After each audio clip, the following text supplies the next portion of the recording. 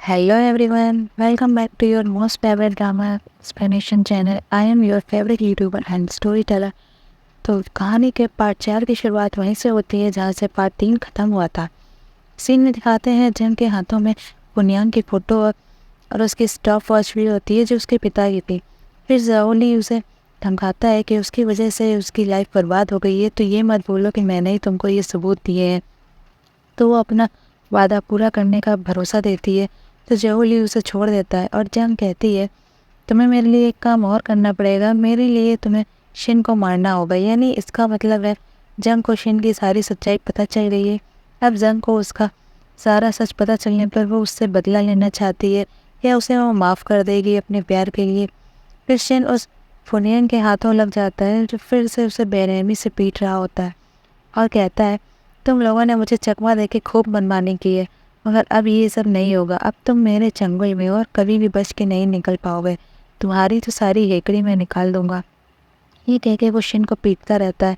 ये सुन के शिन हंस पड़ता है और कहता है तुम चाहे जो भी करो, मुझे फ़र्क नहीं पड़ता। ये सुन फुन तो और ज़्यादा ही गुस्सा आ जाता है और कहता है क्या तुम ये भूल गए कि तुम भी मेरी तरह खूनी हो? तुमने ही जन की फैमिली को मारा था, वो भी मेरे ऑर्डर पे। तो तुम तो भी इसके भागीदार हुए। क्या ये बात जंग को नहीं पता?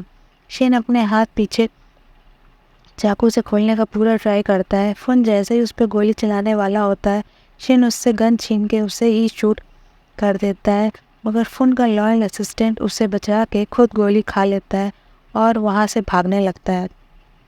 मगर शेन उसके पैर में गन चलाता है, तभी वहाँ पे जंग आ जाती है। फुन कहता है कि तुम मेरा कुछ भी नहीं बिगाड़ सकती हो। ये सुन के वो ज़ोर ज़ोर से हंसने लगती है और उसे हर्ट करके कहती है मुझे चैन तभी मिलेगा जब मैं तुम्हें तड़पा के मारूंगी। इतनी जल्दी नहीं मारूंगी तुम्हें, तुम चिंता मत करो। तो फ़ोन कहता है अब तुम क्या करोगी? तो जंग उसके इम्पोर्टेंट डॉक्यूमेंट्स लेके कहती है मैं तुम्हारे सारे इम्पोर्टेंट डील्स के पेपर्स जला दूंगी, तुम्हारे पास कुछ भी नहीं बचेगा। तो वो उससे मना करता है और रिक्वेस्ट करता है। नेक्स्ट सीन में जब शेन और जंग दोनों साथ में होते हैं तो जंग पूछती है कि जब हम लोग पहली बार में मिले थे तब तुम मुझे पहचान गए थे, ये सही कहा ना मैंने? तो शेन कहता है हाँ। तो जंग कहती है तो तुमने वापस आके उसे बचा के बहुत बड़ी गलती कर दी। तो वो कुछ भी नहीं कह पाता है। उसे पता है कि वो ही जंग का गुनहगार है। वो बैठ के जंग के गंदे शूज़ साफ करने लगता है।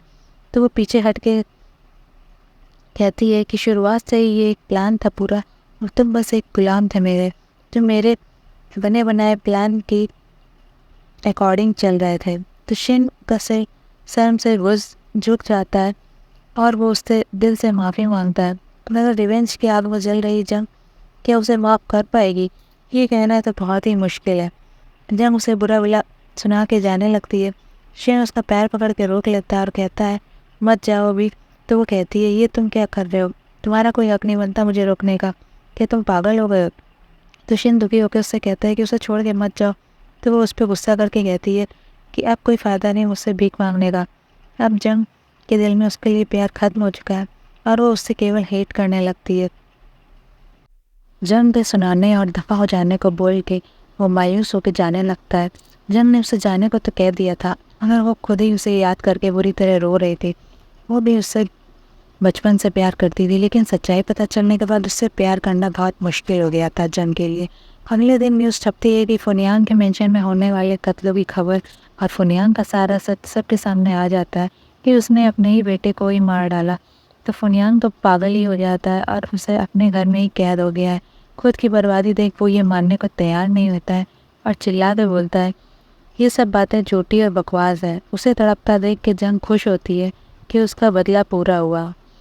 नेक्स्ट सीन में जंग के हाथ में एक पिक्चर होती है और वो उससे जला के सोचती है कि अगर मुझे तुम्हें सज़ा देनी है तो खुद को हर्ट करके ही मैं तुम्हें दुख देने से बेहतर और कोई सज़ा नहीं होगी। वो शिन को मिलने बुलाती है। शिन उसके बताए एड्रेस पे आता है और जंग कैंडल जला के शिन से कहती है कि जिन लोगों ने उससे परेशान किया था उन्हें सज़ा मिल चुकी है जो वो डिज़र्व करते थे। फिर वो अपने हाथ की नस काट लेती है और उसे खून से सना देख के शिन घबरा जाता है। कहता है कि ये तुमने क्यों किया? वो गिर पड़ती है और वो उसे हॉस्पिटल ले आने को कहता है। तो वो कहती है कि तुमसे बदला लेने का मेरा यही एक तरीका था कि मैं खुद को हर्ट कर लूँ। और रोते हुए कहता है कि मैं तुम्हारे लिए अपनी जान नहीं दे सकता, एक बार मांग के तो देखा होता। वो भी रोते हुए कहती है कि नहीं, उसकी कोई ज़रूरत नहीं है, अब अलविदा। ये कहते ही उसकी सांसें थम जाती हैं। शिन का दिल तो धक से रह जाता है और वो रोने लगता है। फिर 2 साल बाद भी शिन को दिखाते हैं कि वो उसे भूल नहीं पाता है और वो उसे हर पल याद करता रहता है, और उसकी याद में वो भी एक दिन मर जाता है, क्योंकि वो बिना जंग के नहीं रह सकता था। चलिए दोस्तों, ये कहानी यहीं पर ख़त्म होती है। वीडियो देखने के लिए थैंक यू। वीडियो को लाइक शेयर करें और चैनल को सब्सक्राइब करें। फिर मिलते हैं नेक्स्ट वीडियो के साथ, तब तक के लिए बाय बाय।